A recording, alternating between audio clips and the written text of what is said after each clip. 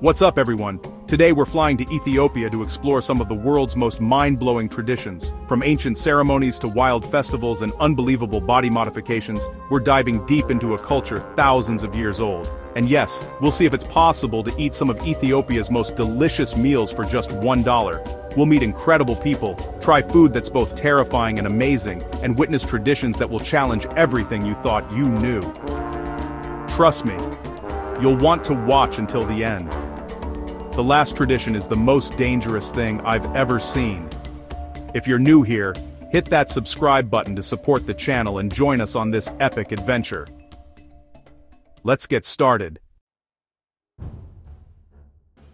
First stop, the Omo Valley, home to the Hamar tribe and the legendary bull jumping ceremony. This is the ultimate coming-of-age ritual for young Hamar men. Succeed, and you become a man. Fail, and you wait a year to try again. The entire village gathers, chanting and dancing as the tension builds. Before the main event, women are whipped as a symbol of loyalty, a brutal but meaningful tradition for the tribe.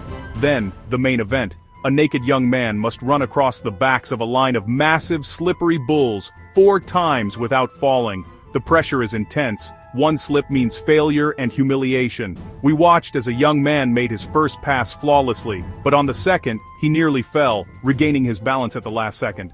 The crowd erupted as he completed all 4 passes. He'd proven himself, a man in the eyes of his tribe.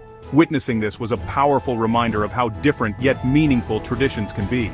It's not just about the jump, it's about community, responsibility, and the transition to adulthood. The ceremony is a living link to the tribe's history and values. What seems extreme to outsiders is a sacred rite here. The pride and relief on the young man's face said it all. This was more than a test. It was a celebration of identity and belonging. The energy, the stakes, the emotion, unforgettable. It's a tradition that survived generations, and being there was an honor. The bull jumping ceremony is one of the most intense and meaningful rituals I've ever witnessed. It's a testament to the strength and spirit of the Hamar people. This is just the beginning of our Ethiopian adventure. Let's keep going. Next, we journey deeper into the Omo Valley to meet the Mercy tribe, famous for their striking lip plate tradition. When Mercy girls reach their teens, their lower lips are pierced and gradually stretched to hold large clay or wooden plates.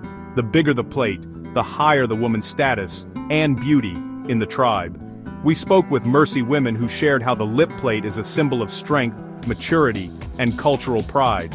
It's a rite of passage, marking the transition to womanhood, and often linked to dowry value. The plates are worn with pride, though not all the time, and the process of stretching is both painful and meaningful. The origins of the tradition are debated. Some say it was to deter slave traders. Others believe it wards off evil spirits. Today, it's a powerful marker of identity, though some younger women are choosing modern paths over tradition.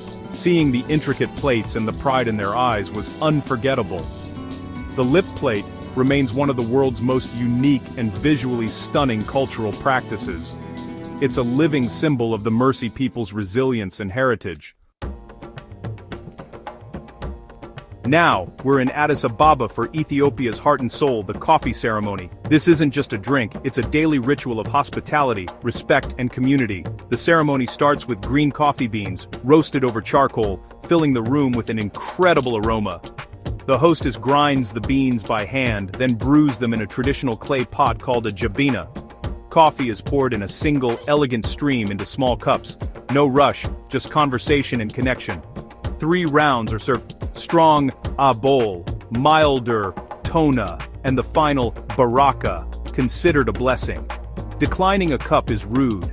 The ceremony is about togetherness and slowing down. For a few hours, time stands still as stories are shared and friendships are deepened. It's a beautiful tradition that reveals the warmth and hospitality of Ethiopian culture. More than just coffee, it's a celebration of life and community. Participating in the ceremony was a highlight of our journey. It's a reminder to savor the moment and cherish human connection. The Ethiopian coffee ceremony is truly unforgettable. We arrived just in time for Timkit, Ethiopia's spectacular Orthodox Epiphany Festival. For 3 days, millions fill the streets in a sea of white, celebrating with music, dance, and devotion. The festival begins with a grand procession. Priests carry sacred tablets, replicas of the Ark of the Covenant, wrapped in embroidered cloth. The energy is electric, chanting, drumming, and ancient instruments fill the air. At night, thousands gather by candlelight for a moving vigil. At dawn, priests bless the water and crowds leap in, reenacting the baptism of Jesus, a moment of pure joy and spiritual renewal. Holy water is sprinkled over the masses, believed to bring blessings for the year. The celebration continues with feasting, dancing, and another vibrant procession as the tabbets return to their churches.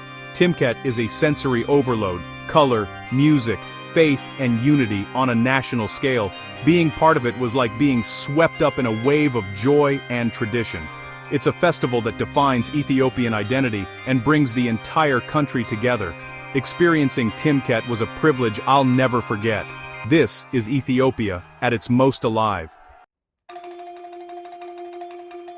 After all that exploring, it's time to eat, and we're on a mission to find Ethiopia's national dish, doro wat, for just $1.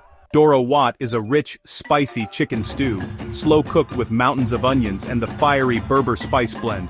Traditionally, it's served with a hard-boiled egg, and always on top of injera, Ethiopia's signature sour flatbread. You eat with your hands, tearing off injera to scoop up the stew, a communal, hands-on experience. We searched local neighborhoods in Addis Ababa, and found a tiny eatery serving doro wat for 55 birr, about $1. The dish was incredible: tender chicken, explosive flavor, and the perfect balance of spice and sourness. For just $1 we enjoyed a meal fit for royalty. It proves you don't need to spend big to eat well in Ethiopia. Doro wat is a must-try for any visitor. The flavors, the tradition, the price, unbeatable. This was one of the best meals of my life. Mission accomplished. Let's see what's next. Next up, we're taking on one of Ethiopia's boldest culinary traditions: eating raw meat. Raw beef is a delicacy here, enjoyed as tersiga, sliced raw meat, or kitfo, minced beef mixed with spiced butter. At special butcher shops, locals pick their cut, dip it in fiery mitmita, or aways, and eat it right there. No cooking. Kitfo is finely minced, mixed with spiced butter, and served with collard greens, cheese, and injera. We went for the full experience, completely raw kitfo. The texture was soft and creamy, the flavor rich and spicy. Not at all what I expected. Eating raw teresiga was a mental challenge, but the kitfo was genuinely delicious. It's a dish reserved for celebrations, and I can see why. The tradition is bold, flavorful, and deeply rooted in Ethiopian culture. Trying it was a highlight of the trip. Sometimes you just have to be brave and dive in. Ethiopian raw meat traditions are not for the faint of heart, but they're unforgettable. If you visit, don't miss the chance to try kitfo. It's a true taste of Ethiopia's adventurous spirit. On to the next wild tradition. For our final and wildest tradition, we traveled to Harar, where locals feed wild hyenas by hand. Every night, the hyena men call these powerful predators from the hills, offering them meat scraps at the city walls. The tradition began centuries ago, turning a dangerous threat into a unique bond. Hyenas are now seen as protectors, warding off evil spirits. We watched as Abbas, a hyena man, calmly fed these massive animals, even letting them take meat from a stick held in his mouth. The trust between man and beast was surreal. These are wild hyenas, not pets. My heart pounded as I tried it myself, holding out meat to a hyena just inches away. The experience was terrifying and exhilarating. The ultimate test? Feeding a hyena mouth to mouth, a tradition that defies belief. This ritual is a living testament to coexistence and respect for nature. It's dangerous, it's thrilling, and it's unlike anything else in the world.